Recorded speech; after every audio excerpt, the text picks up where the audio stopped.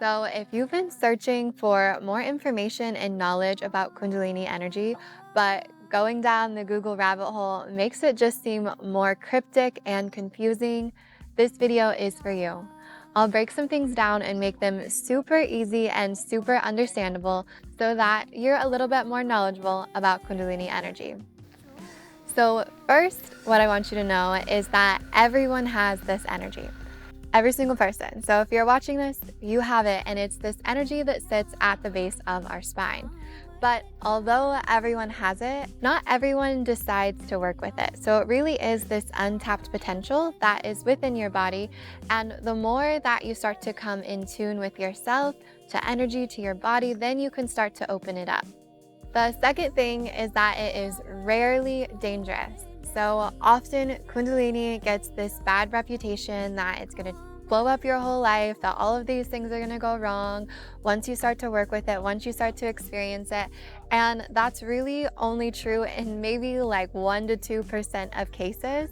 And usually these cases are when people are doing very risky things with their bodies. So for example, maybe doing lots of plant medicine ceremonies or doing lots of more energetic practices that aren't very clean, do these situations start to happen.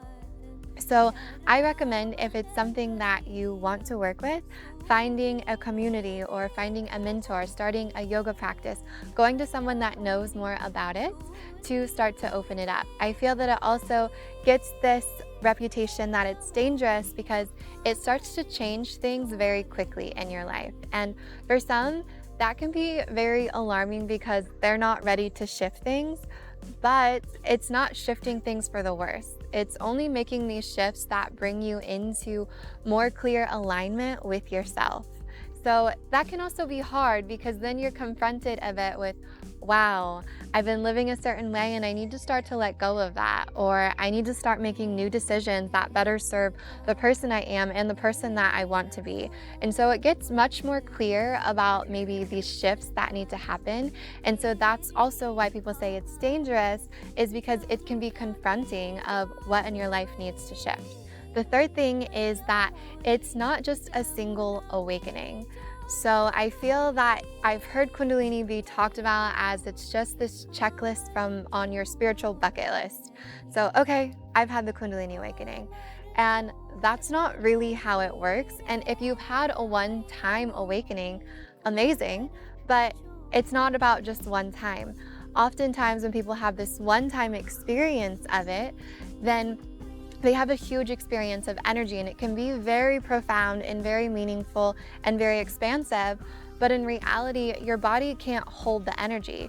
So just like with a battery, how batteries can hold different voltages, well, it's a little bit like that with your body. So if you get a big experience of energy in your body, that's why it can be very wow, but it takes time to calibrate your nervous system, to calibrate your body to hold more energy. And when you decide to work with it more, it's going to continue to bring more and more change, more and more of the benefits will come through it. But when you just have a one-time single experience, it's just like having one piece of the pie, one bite of the cake. It's not really all of the fullness and all of the richness that really come with the experience. And so if you've been wanting to explore it more, I have some videos on YouTube with this playlist that are all different videos that will teach you how to start learning to work with Kundalini in your body. The fourth thing I want to share with you are these different ways to wake it up and open it up. So there's many different things we can do that will open up the energy. So some examples of this, we have breathwork, we have Shaktipat, which is a more traditional type of meditation that works with calling in the energy and bringing that in through your body. We have Kundalini yoga. We have tantric bodywork or de-armoring. We have different tantric practices, different sexual practices will help to open it up. Plant medicines and psychedelics can also open it up. And we have Kundalini activation. And Kundalini activation has gotten a lot more popular in the last years. So if you've been curious to experience Kundalini activation, I offer sessions online. And yes, it works online. Energy, there is no time or space when we work within the quantum field, and it can be super fascinating that you can experience it from anywhere in the world.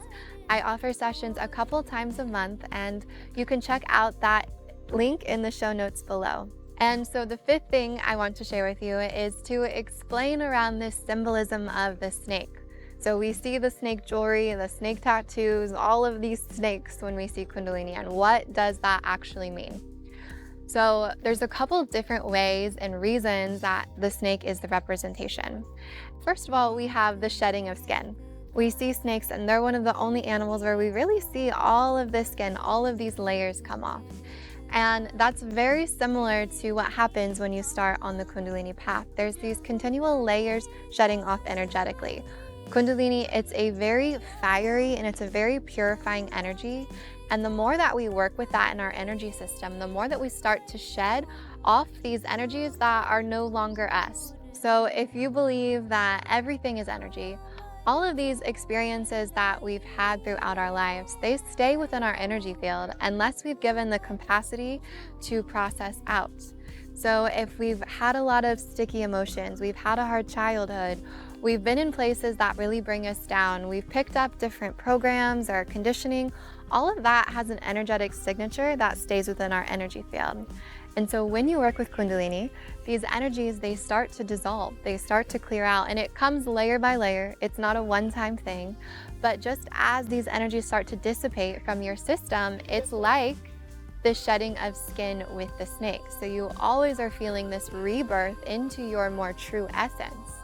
And as well, Kundalini has this very cyclic, snake-like movement to it when you start to move with the energy. So the body might be moving in these cyclic ways, just like if you've seen one of the serpent dancing with the guy playing the flute, maybe you've seen how the snake will move in these very beautiful patterns. And the energy moves a lot like that throughout your body. So throughout your torso, throughout your hips, throughout your neck. And the more that you work with it and the more harmony that there is with the energy, the more snake-like it becomes. It can be super fascinating and super beautiful to see it expressed, but this usually isn't the first time when you experience the energy that it has this expression. It takes time to develop our bodies to hold it and to develop our bodies to move in those ways. So again, those are 5 different facts you should know about Kundalini. I hope that made it a lot more digestible to you and gave you a good framework about some different things on this energy. If you have any more questions or any facts to add to this list, you can drop me a comment in the box below. Thank you for watching this video, and I hope to see you again soon.